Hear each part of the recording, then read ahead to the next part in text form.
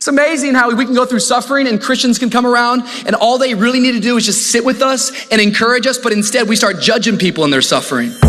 I think about Job. You can't talk about suffering in church and not talk about Job. If you're new to church, Job. I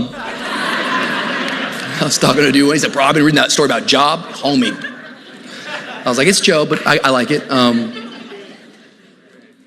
Job is this guy who's got it all together.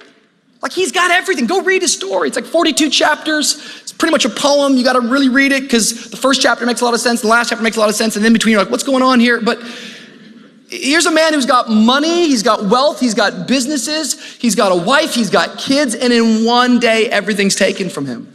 It's a crazy story, really, because many people say maybe it's just an allegory, maybe it's just a poem, or maybe he's a fictional character. However, we're studying today James chapter 1. In James chapter 5, the brother of Jesus, he notes Job. In fact, Ezekiel notes Job as well, which makes me believe that he's not a fictional character, that he really lived and he really went through this suffering. But the devil comes to God and says, yo, like you understand that if you removed your hedge of protection around your boy Job, that he would give up on you. He would deny you. He would back down. He would not follow you any longer. I love God. He's like, no, you can touch everything. You just can't kill the man. Whew. I'm not asking for this for my life, but it's amazing because all of us are here today. We're going, man, I long for the day that I stand before God and he says, well done, my good and faithful servant. But some of you in this room today, you might need to change your perspective around. Maybe the reason why you're going through the pain that you're going through is because God already sees you as a faithful, trustworthy servant.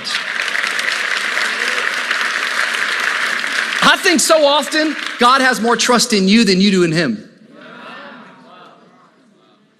And maybe he's allowing the pain to refine you, to purify your priorities. Job goes through this horrendous thing.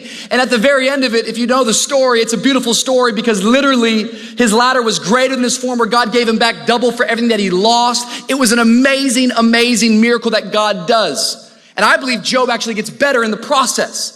Yet Job says something early on as he starts to go through the pain. He says it in Job chapter 1. He says, naked I came into this world and naked I will leave. The Lord gives and the Lord takes, but I will praise the name of the Lord. Come on, are there any worshipers in the house that would say, you can take all my stuff, but as long as I have God, I can always rise again.